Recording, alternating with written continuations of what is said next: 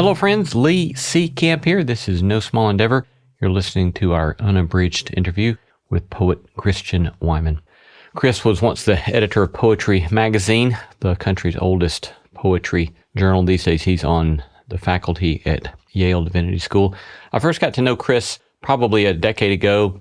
We did a show together out in Abilene, Texas. He was one of our guests on that show there at the beautiful old Paramount Theater in Abilene, Texas. My lovely wife, Laura, and I had lived in Abilene for 3 years when I was in seminary, and she was doing her MBA. And so it was really a special treat to go back out and do that show there in Abilene. And it was a delight to have Chris Wiman. I had been reading his work and was moved by that beautiful evening, of which I still have very fond memories. Today we're discussing his recent memoir entitled Zero at the Bone, 50 Entries Against Despair. Chris was diagnosed probably 20 years ago with a rare form of lymphoma. His doctors told him that he had about 5 years to live. So he's been through the great travails of treatment and a great deal of suffering. And it's, of course, allowed him to process and grapple with many of the great existential questions of being. And this comes out in very powerful and profound, poignant ways in his poetry and in his prose. It's a lovely interview. I was grateful to get to sit down with him here in Nashville. Had a great time in the interview and a lovely time having dinner together afterwards. Enjoy, Chris Wiman. Poet Christian Wiman is the author, editor, or translator of 14 books from 2003 until 2013. He was the editor of Poetry Magazine, the premier magazine for poetry in the English-speaking world. He's written for The New Yorker, Harper's, the New York Times Book Review, The Atlantic Monthly, and numerous other publications. He's a former Guggenheim Fellow, holds 2 honorary doctorates. His particular interests include modern poetry, the language of faith, and accidental theology, that is, theology conducted by unexpected means. He's currently on the faculty at Yale Divinity School, and today we're discussing his recent memoir, Zero at the Bone, 50 Entries Against Despair. Welcome, Chris. Good to see you again, Lee. It's good to see you again. Really grateful to get to be with you today, to have you here in Nashville, in person. Exactly. Yeah, it worked out great. And you come down to Tennessee every now and then, right? I do. My wife has a house that has been passed down in her family, which is about an hour from here near Bell Buckle. Yes. It was built in 1790. So we're here for a while in the summer every year. Yeah. Well, good to have you here with us today. I think I found myself perhaps a bit intimidated in trying to think about how to get at some sort of summary. Perhaps it's because you're a poet, and perhaps it's because your prose is like poetry.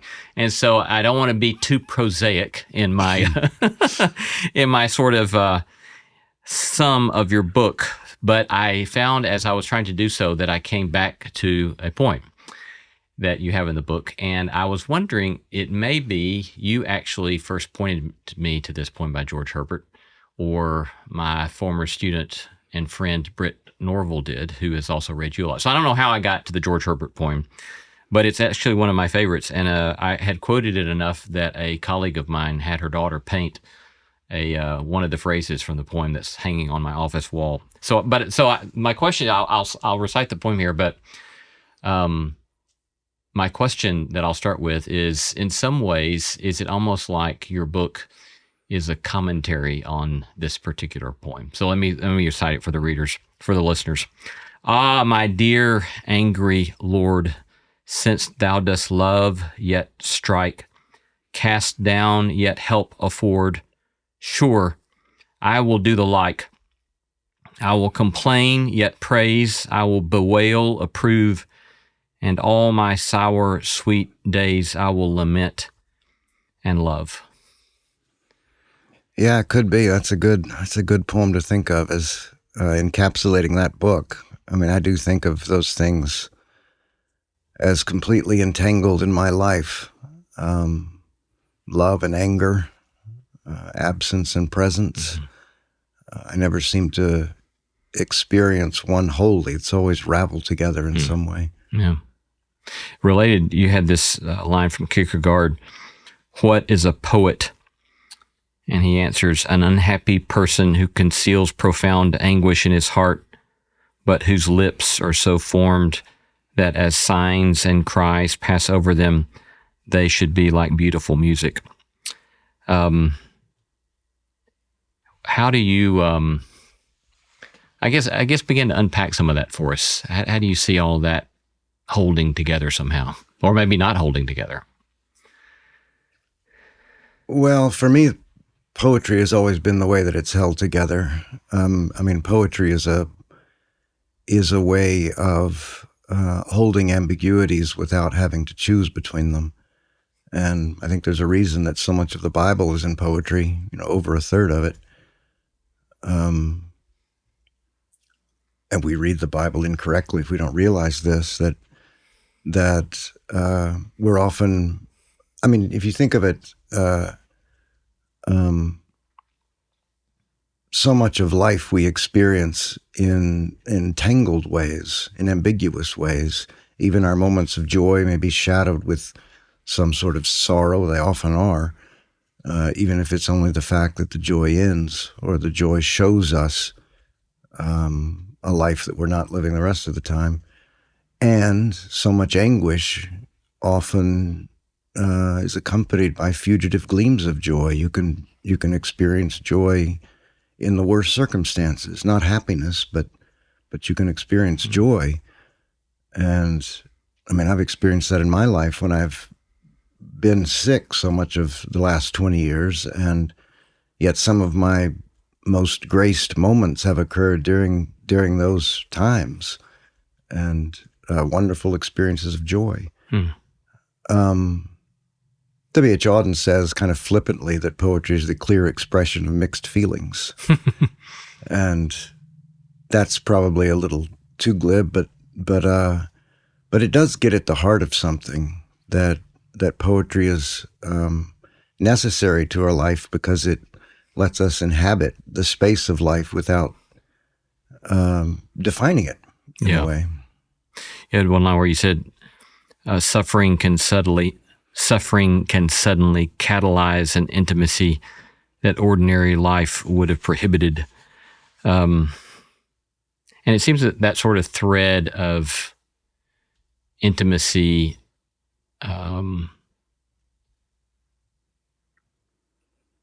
runs throughout your discussion. And at the same time, you seem quite aware that while suffering can, on the one hand, in one section of the book, you talk about how suffering can, on the one hand, catalyze a sort of compassion for another, but at the same time, it can turn oneself inward on oneself. Yeah, it really depends on how you are dealing with the suffering. I had the experience of about 16 months ago now, I underwent a form of bone marrow transplant where you have your T cells taken out, they're genetically re-engineered and put back in your body. And I was really out. I was done, and I got into this clinical trial. By done, I mean dead. And I got in this clinical trial, and I was the first person in the country with my disease to have this treatment. And during that, I had to be in Boston for 6 weeks, and my wife couldn't come for most of that because we have kids who are in school, and we couldn't disrupt their lives, and we wanted to keep their lives as continuous as possible. And so 2 of my old friends came, and one is a sort of Buddhist Jew that I have known for over 30 years, and the other is she's a poet, and another is a novelist who is not religious in any way, but does have a feeling for the mystery of existence and is respectful of religion. And I had the sense, they were with me the whole time, and at different times, each of them, and it was wonderful, the experience with both of them, because we were able to be close in ways that we probably never have before. Mm-hmm. And it had to do with the sense that I was dying. So everything was stripped away, and we sort of didn't hide anything at all of ourselves from each other. And I felt like Christ was in those relationships at the time, even though I'm not projecting Christ onto them or saying that they're anonymous Christians or something like that. I think Christ is present in circumstances far beyond religion, far beyond Christianity. And I really haven't had an experience like that in my life. So that's an instance where suffering, I think, catalyzes an intimacy that couldn't happen otherwise. Have you found ways to, let me back up and ask this. So when I would speculate one way to come at what I just heard you say would be that when you're facing death, there's not much left to lose, and that opens up possibilities for intimacy, letting go of our masks or letting go of our pretense or whatever it might be. And if you do think that that's at least part of what was going on there, have you found ways to continue to have that when you're not on death's doorstep? No, I think it really does require that urgency. I think we fall back into the lives that we have to live, in which we are mostly masks. And even with those that we're intimate with, humankind cannot bear very much reality, as Eliot says. And you really couldn't live at that degree of nakedness. You would just be incinerated, and it couldn't be sustained. And so I do think that there are moments in life when everything does get stripped away, and you hope that you can rise to the occasion. But it's not something that you can sustain. It's not something that you can will. Ambivalence seems to be another kind of thread through a lot of your thought. And I've got a few quotes I'll point to in a moment, but this sort of insistence on looking at it this way and yet looking at it this way, which I'm very drawn to, but I would imagine it's off-putting to some folks. But where do you think that kind of tendency to embrace that ambivalence comes from for you? Well, I think it's just in my mind. It's the way I experience the world.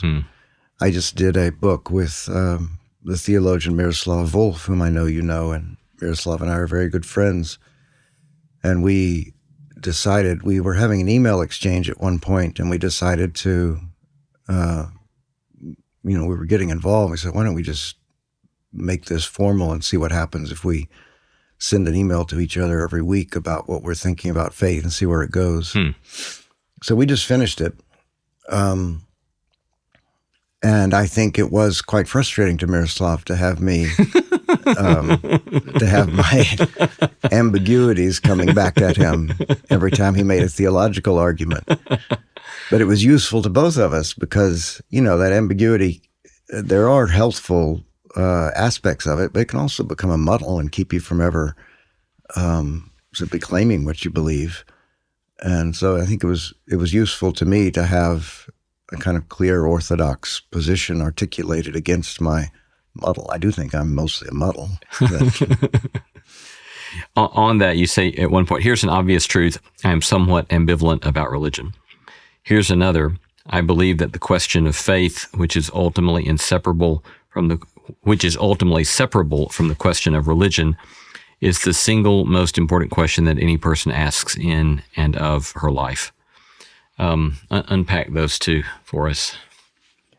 Well, this is my lifelong wrestling with the forms of faith.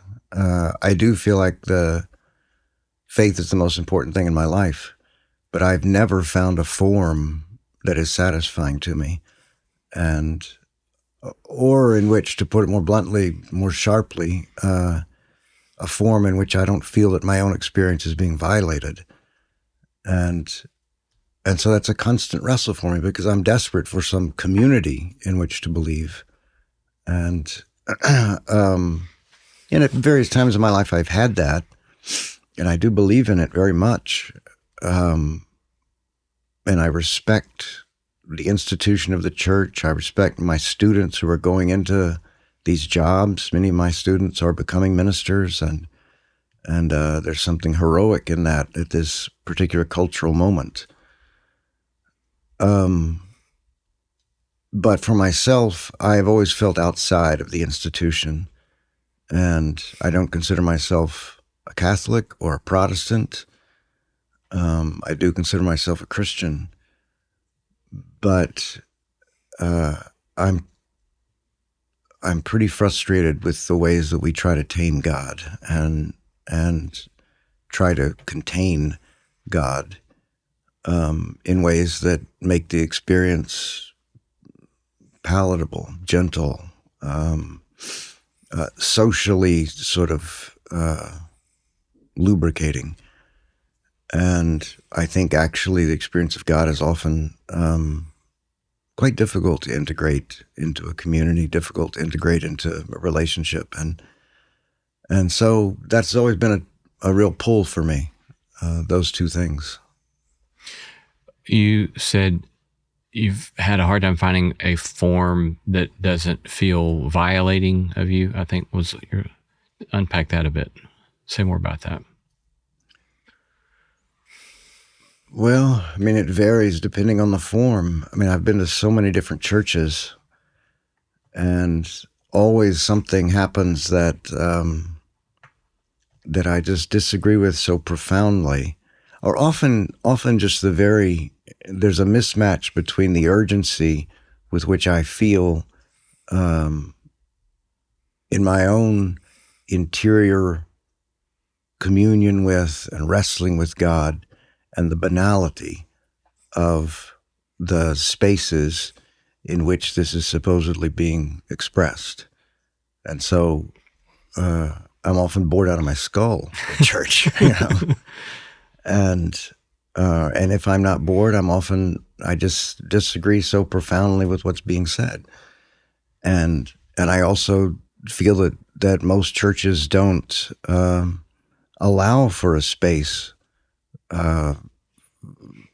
for a wild God, for how wild God could be, I mean, Annie Dillard has that famous paragraph about saying that people should be wearing crash helmets in church and, lashing themselves to the pews. I think this is a typical problem with an artist, because if you feel, most of my sense of faith comes from my experience of art.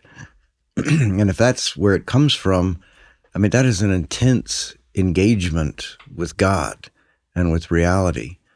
And then to step into somewhere where you're just sort of having coffee hour, it's a jolt. In that same section, you say, as for my children, I would like them to be free of whatever particular kink there is in me that turns every spiritual impulse into anguish.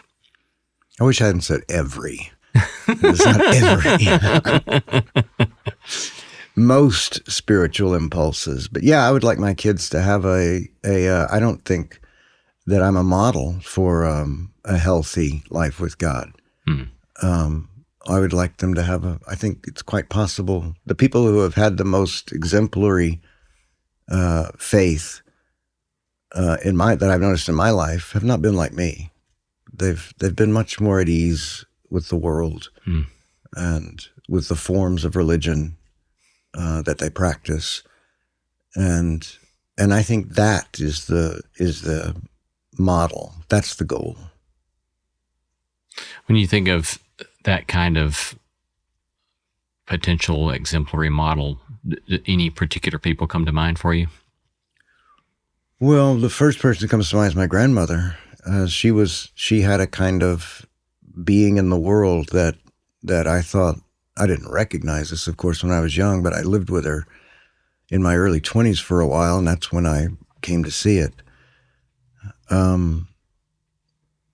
She was just utterly in her world and knew every plant and every change of weather and every detail of the people around her, and knew and trusted her relationship with God. And that was all woven together for her. It was seamless. And she was not conscious in a way that we think of consciousness, which is a kind of apprehensive or apprehending something. Taking hold of something is the way that in the West we think of consciousness. But I think there are other ways of being conscious which are more passive and not completely passive, but more passive, and she had that in a way. There are other people, I was just reading an interview with Marilyn Robinson on the plane this morning, and I'm always amazed at her. I'm always amazed at the way her life seems. Now, she's a good example of somebody who is conscious in the way we think of as taking hold of something, and yet she also seems completely settled in her mind, and I think that's why she speaks with so much authority. She has so much authority when she speaks, because her aesthetic life and her moral life are not separate at all. They're completely, and her spiritual life, they're all one thing. And she speaks coherently out of that. And I'm sort of in awe of that. When you think about rhythms of life as an artist, as a poet, what rhythms, habits, practices do you have that that have meant a lot to you, that you're grateful for, that have been fruitful for you, and what are some that you are missing, or even that are kind of counter habits, vices, with regard to your sense of calling? I've never had good habits. I write all the time. I mean, it's hard for me not to write. And that said, I'll go a year, or it's been longer. I've gone 3 years without writing a poem, not by choice, but I've just been unable to. And then I'll suddenly write, as in the past few months, I've written the bulk of a book of poems. So I've never had any habits like sit down and write for this many, except when I was young. I would read for 5 hours a day. When I was young, I would do that. But I've never had anything like, people write a poem a day, or they write, these writing routines and stuff. I've never actually understood that. I could never do that. So I don't have any habits. Seamus Heaney says, cultivate a work lust that imagines its haven in your hands, like something, I can't remember, but I do think a writer cultivates a work lust where it becomes, you have to do it. And I have to do it in order for my mind not to devour itself. It's I somehow have to be having thoughts and giving them form, or my mind begins to devour itself. Do you think of writing as analogous to meditation in any way? Not at all. It's chaotic, and it's the opposite of meditation. It's no. I'm restless and moving around, and if I'm really writing, I can sit with a poem, if it's got me, I can sit with a poem for hours very still. Richard Wilbur used to say that if someone observed him, it would just be like it was watching someone look out the window for 4 hours. And I understand that. That's sort of the way I am too. If a poem's got me, I can really, really concentrate. But for the most part, like writing prose, I'm all over the place. I'm up and down and shouting and cursing.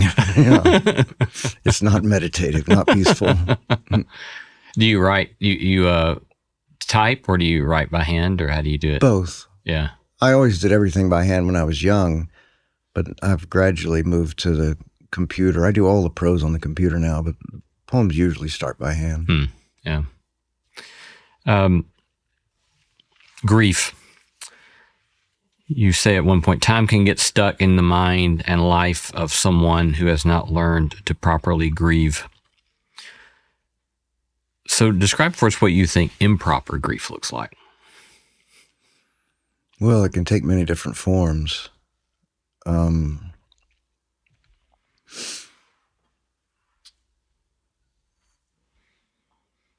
guess it is a kind of, it can take different forms. I guess it can be a kind of obsessiveness, or it can be a denial. Either one of those. I'm trying to remember what I was saying around that quote, what I was talking about. I don't really remember.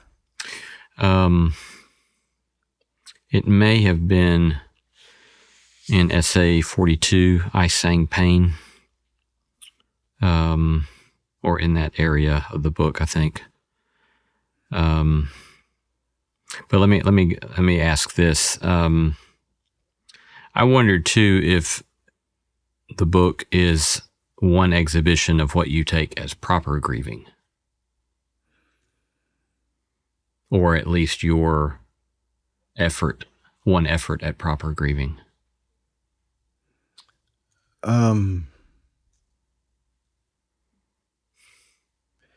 Yeah, some of that, I guess, I hope is, there are essays in there about my father and about my sister.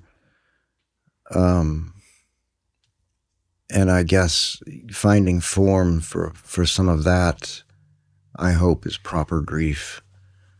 I was really worried about the one with my sister. I wrote the essay, the first part of it, and then let it sit for 12 years in a drawer. It was coming out in a magazine, but I pulled it, and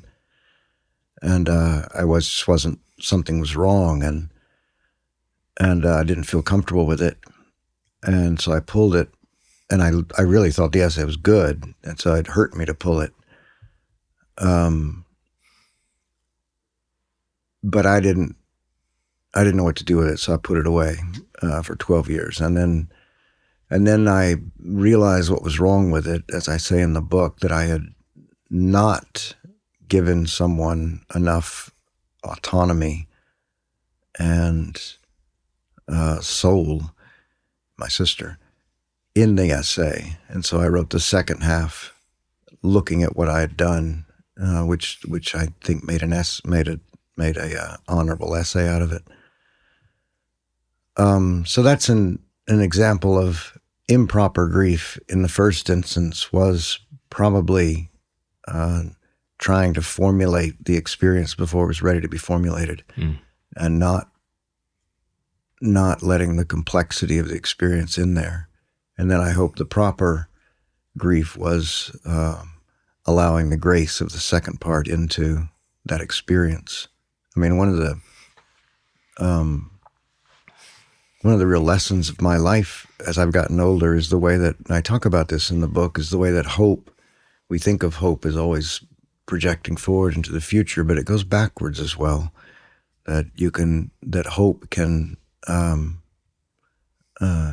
change the way that you see the past in some way, and can reconfigure the past and loosen the past so that it becomes fluent and able to speak in different ways. And that's really what that essay was about. Mm-hmm. I think your language there was, you were sharing about an experience of visiting your sister in prison, I think it was. And as you described, as you moved to the second part of the essay, you even used the language of, you felt as if there was a sin in the essay, in not allowing the possibility of some sort of change or some sort of, I don't know that you used the word of redemptive possibility, but it seemed like that was in effect, I think what I heard you saying is that perhaps sometimes it's harder for us to assume the possibility of hope in our families than it might be looking at the rest of the world. Yeah, that's probably true. And I think one danger of being a writer is that you become very adept at formulating people and situations. And that very facility can distort the reality of the situation, so that you make a beautiful thing, which perhaps comes at the cost of the complexity or the reality that the thing came out of. And you have to really guard against that, I think, particularly if you're writing about other people. One a little passing comment you made that you said that yesterday coming out of the parents' meeting at the therapist's office, I said there was something about the nature of that therapeutic language that was inimical to my imagination. And Dee, your wife, said, "You mean inimical to your repressions?" Yeah, she's good to have around. She punctures here. But yeah, how have you found the language of therapy? I mean, given so many of the sort of heavy traumas that you've experienced, how have you found that language helpful, and how have you found it inimical? Well, I mean, that therapeutic language is obviously helpful. It's taught us all to reconceive of our past and to think of integrated personalities and to think of the way we have a self in the world and to develop that self and nurture that self. On the other hand, it's also taught us to think of ourself above other things often, and to put emphasis on the self as opposed to the community is the way I often experience it. And in the milieu that I'm in, I particularly see it as among children, their feelings get valued over responsibilities to the community. And the development of a child's psychological self becomes this fundamental good or fundamental goal. And I think that's a terrible mistake. I think that the community in which the person is raised is more important than the child's feelings. And often what we think may be bad for the kid, shame, for instance, might actually be good. And it might be a good thing to feel some shame in your life if you've done something wrong, and to try to repair that in the community. And I think that it's just part of the psychological culture that I certainly find myself in. We think too much of the self. And I think it's the great poison of poetry, actually, in the last 60, 70 years. And I think the poets that will last will be those who retained an old notion of being. That was their goal, and not some self, not some interrogation and excavation of the self and refinement of the self. And a lot of poetry has been devoted to that, and it's tedious. Joy and happiness. You mentioned joy and happiness a moment ago, and presumed a distinction between them.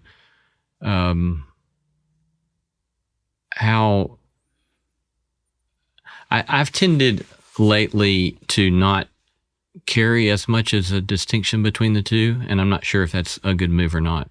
And the reason, I think, is that there's this sort of, common distinction that joy is some sort of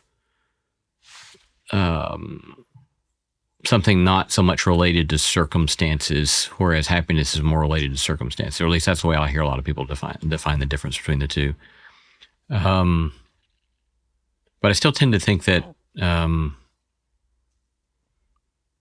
I guess what I've done a lot of times with my students is I keep leaving a definition of happiness vague.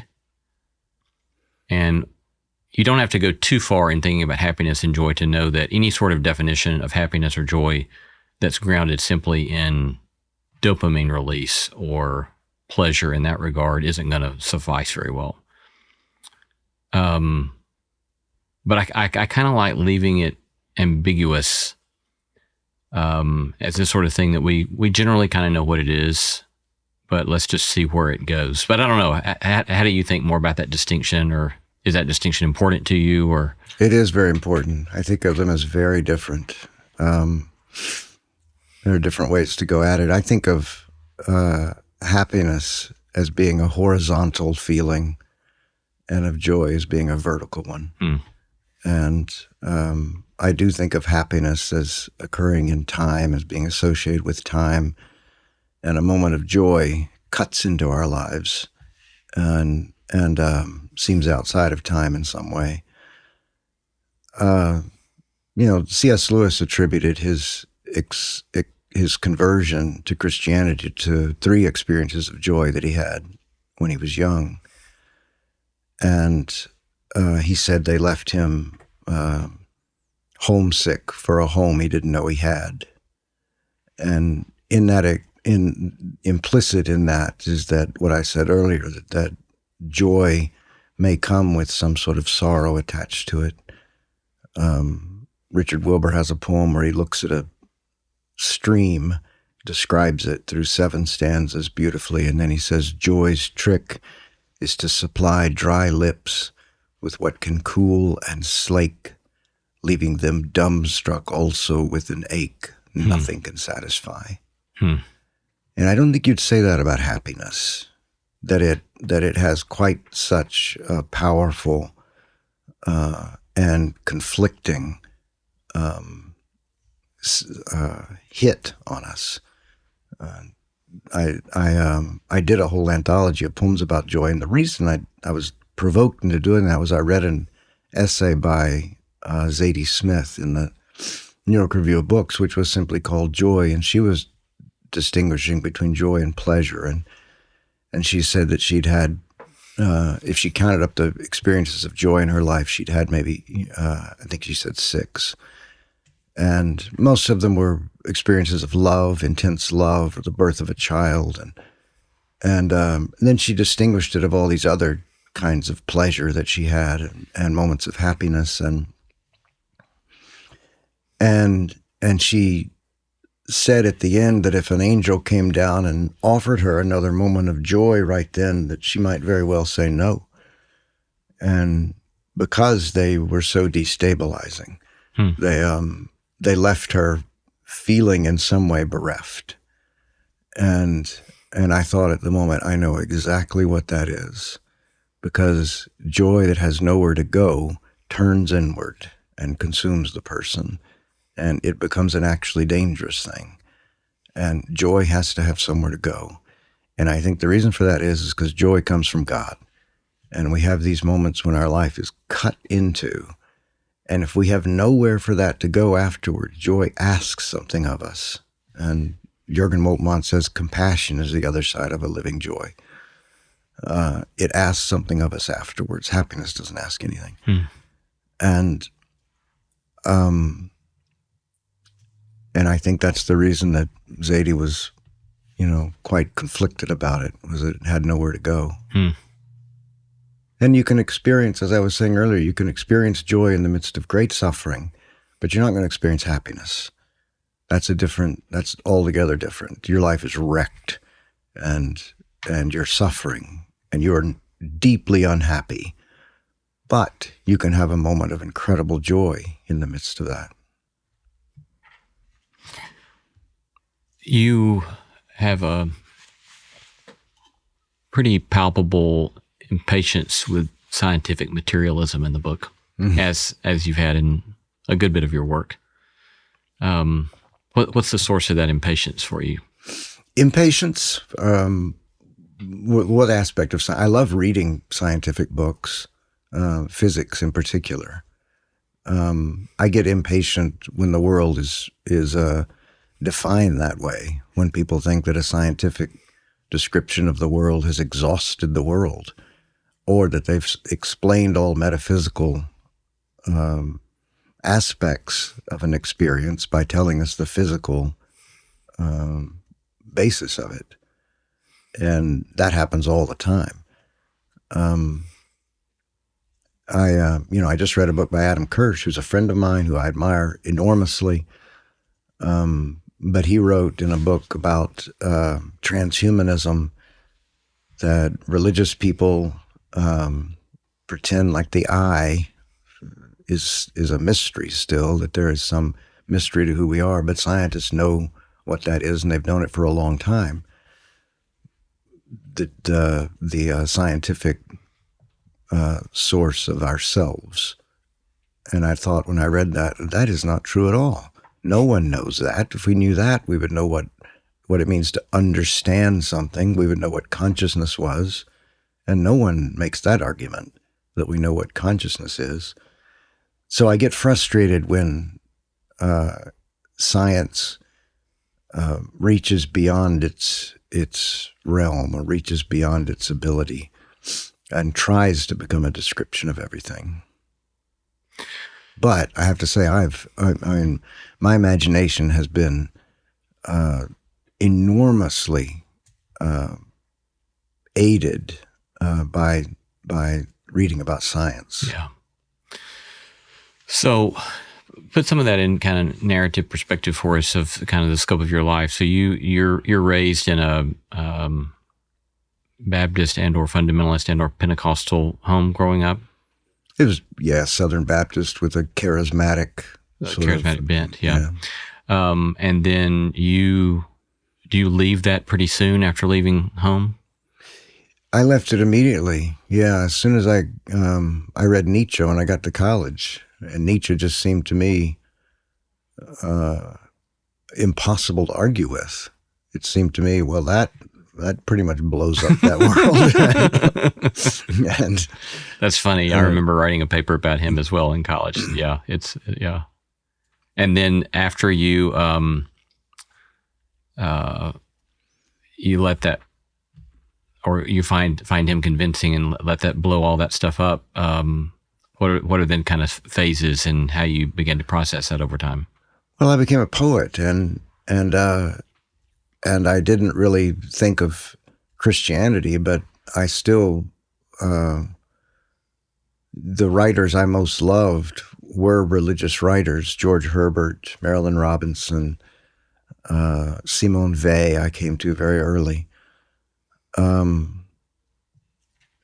And so I was still very much attached to literary expressions of religious feeling, so long as they remain literary.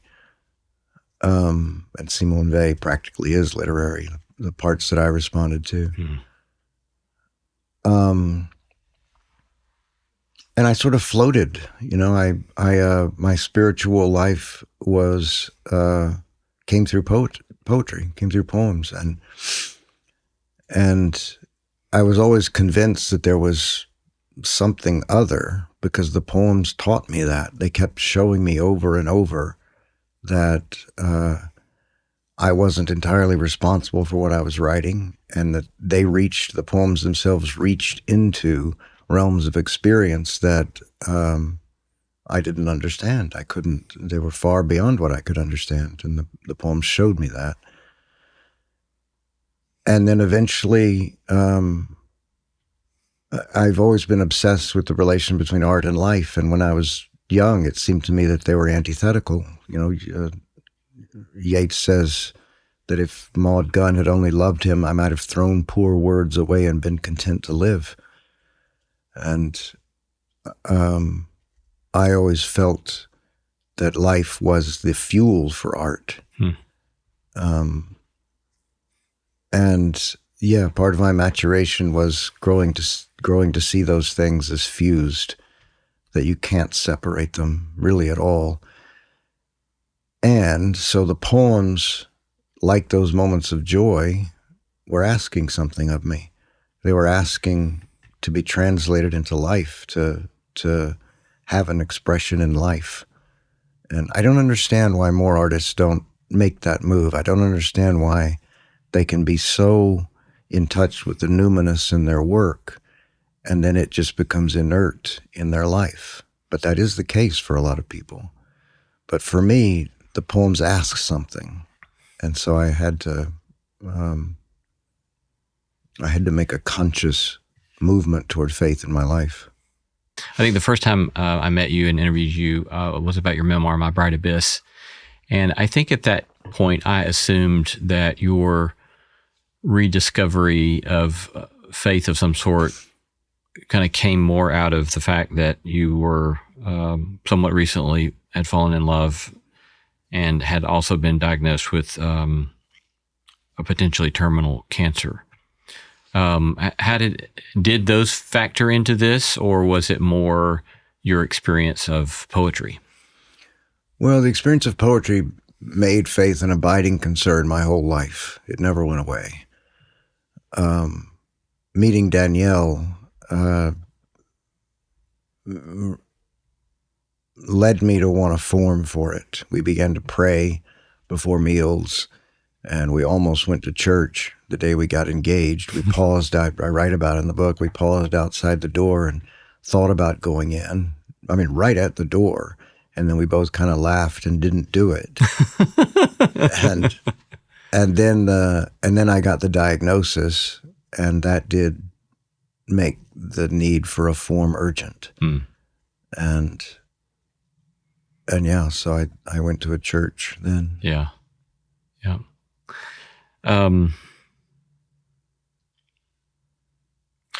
As you observe Christianity in America these days, which is obviously a fraught endeavor, what do you see that's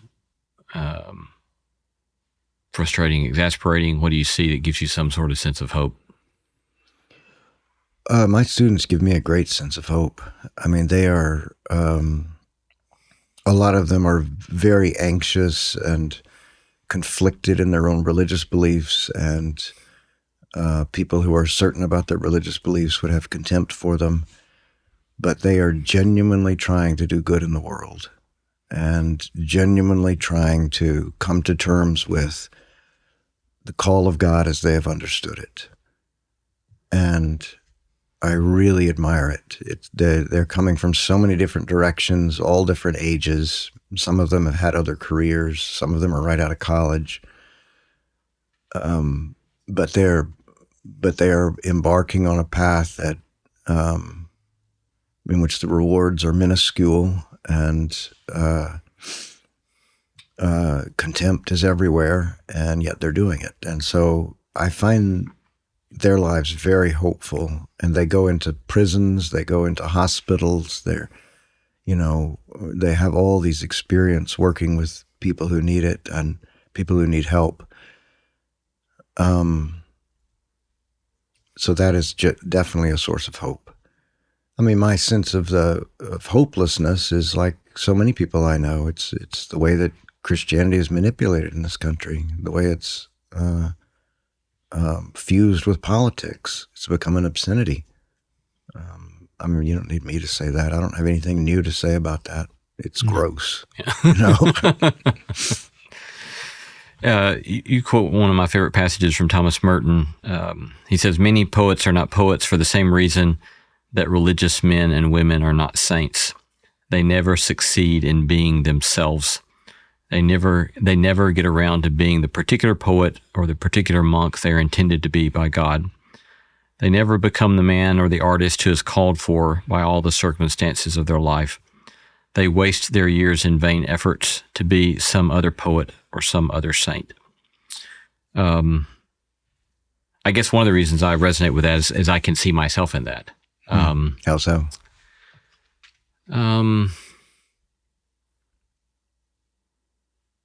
Yeah, I wasn't prepared for you to ask me that question. I think that probably one simple way to put it would be that there's a sort of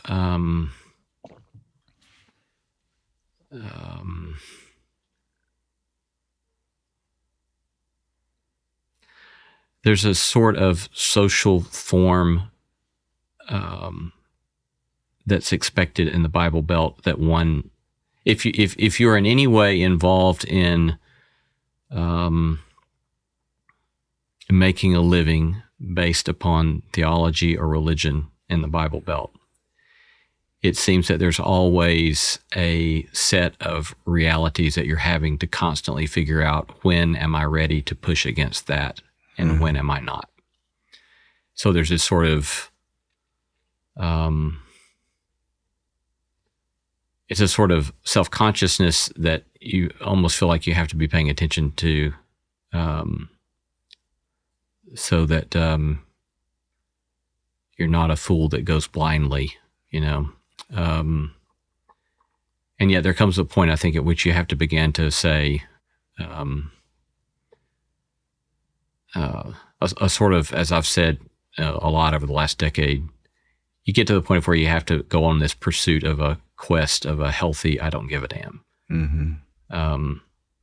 But that was a long process for me to try to begin to get to that place. Yeah, I would say I didn't want to become a religious poet. If you'd said that people might think of me as a religious poet when I was young, and even not so young, I would have vomited. And I still don't like it. I still don't like, I mean, I just want to be a poet. I want to be a poet in the old line of poets, many of whom are quite religious. But that path that I have found myself on was not at all chosen and was completely accidental, and yet is so obviously who I am that I've had to embrace it.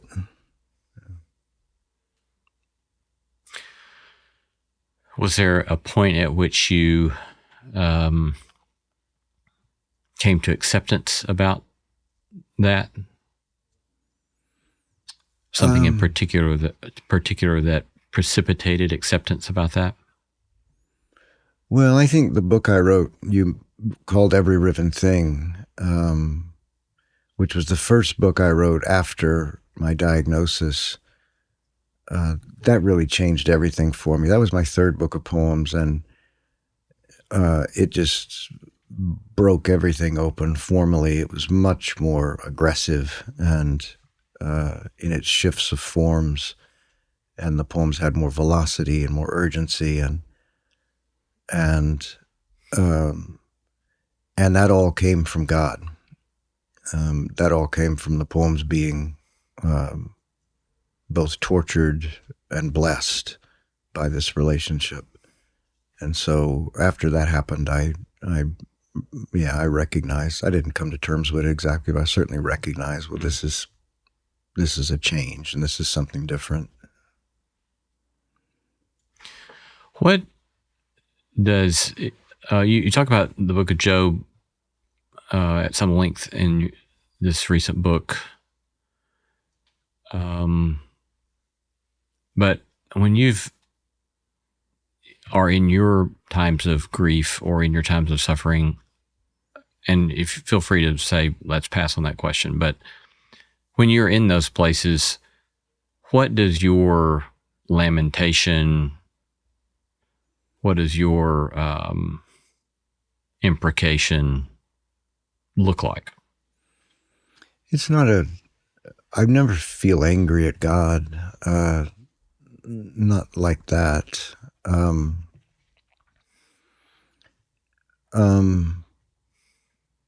I don't think of God as being responsible for my suffering. I guess the only time I feel angry is when God is not there. And really that's why Job is angry, that God is not there. He's angrier for that than anything else.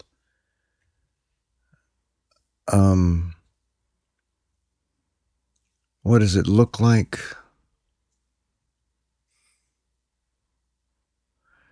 I guess it looks like, there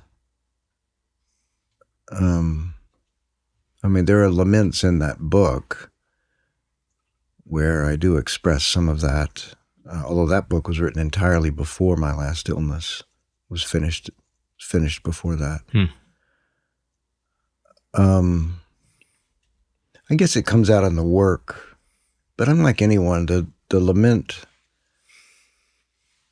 that I feel is being separated from my wife and my kids. It's all very personal. That does make me angry. I often feel like I'm not close enough to God to be angry. You know, like God is not close enough to me for me to be angry.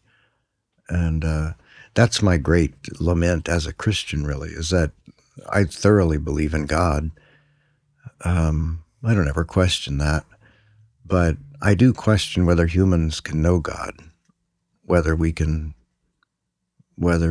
God is ever there for us. And now I've had experiences, these moments of joy when I do think, oh, well, I've had these glimpses, but it goes away. And it goes away so thoroughly that you almost believe that you've invented it. And that's why I do hold to that notion by Heschel that faith is mostly faithfulness to the times when we had faith. Mm-hmm. That you have to somehow be faithful to the person that you were when you were capable of that experience. So we get near the end here. You do a little bit of commentary on Harari's new book. What's the title of it? Homo Deus. Oh, is that his name? What's his name? Yuval Noah Harari. Oh, yeah. Yeah. In which he is, my sense of this vision that seemed to distress you was that it's a sort of vision of life and civilization that transcends all suffering. Mm-hmm. And yet you're making the case that that very hope will rob us simply of what it means to be human. Well, yeah, I think it's a watered-down version of "Thus Spake Zarathustra." I mean, where Nietzsche's his final men. What does he call them? Like the final man, or what? That's not it, but I forget what he calls them. But they nod. He keeps having them nod, and they nod. Where they've eliminated suffering and are experiencing life on this plane of being that is pure happiness. And, Nietzsche rightly has contempt for them. He thinks because all creativity and all life comes out of suffering. I think the notion that you could eliminate suffering is preposterous and make humans into these gods. Even the title of that book is offensive. Homo Deus. I think it's right back in the Garden of Eden, man. I mean, we've been taught this so many times, and the same thing is happening with AI. This notion that humans are becoming godlike, it will not happen, and it will be the same fall over and over again. The lesson has not been learned. And yeah, I found his book useful in the way it articulates a lot that's going on. My students thought it was just a perfect, clear description of the lives that they were living. But I found it crazy in the end. I wonder if you've got reading Pascal in quarantine. Mm-hmm. Would you close that for us, set it up however you want, and then just kind of close with the reading of that?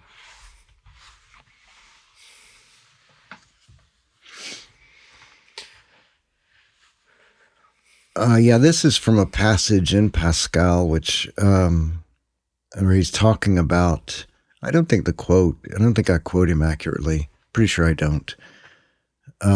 The first part is him, I love only those who seek with lamentation, but he's talking about how sorrow can become a kind of eye, and you can use your sorrow as a lens to see your life more clearly. I'm taken by the notion that Paul Ricoeur and others have talked about that we come into a second kind of naivete.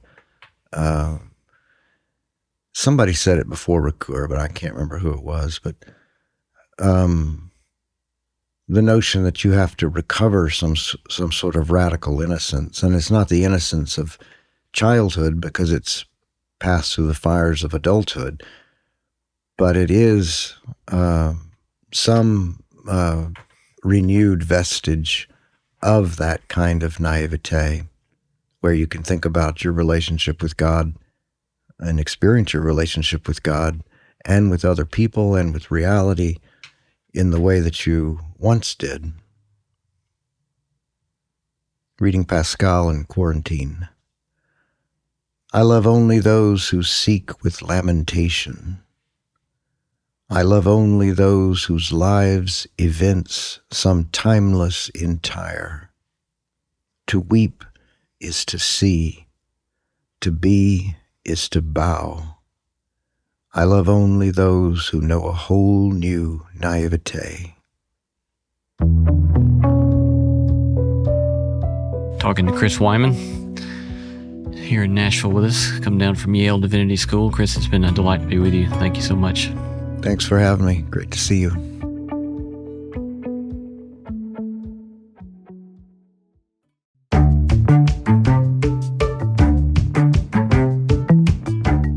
Our thanks to all the stellar team that makes this show possible. Christy Bragg, Jacob Lewis, Sophie Byard, Tom Anderson, Kate Hayes, Mary Evelyn Brown, Carriot Harmon, Jason Sheasley, Audrey Griffith, and Tim Lauer. Thanks for listening, and let's keep exploring what it means to live a good life together. No Small Endeavor is a production of PRX, Tokens Media LLC, and Great Feeling Studio.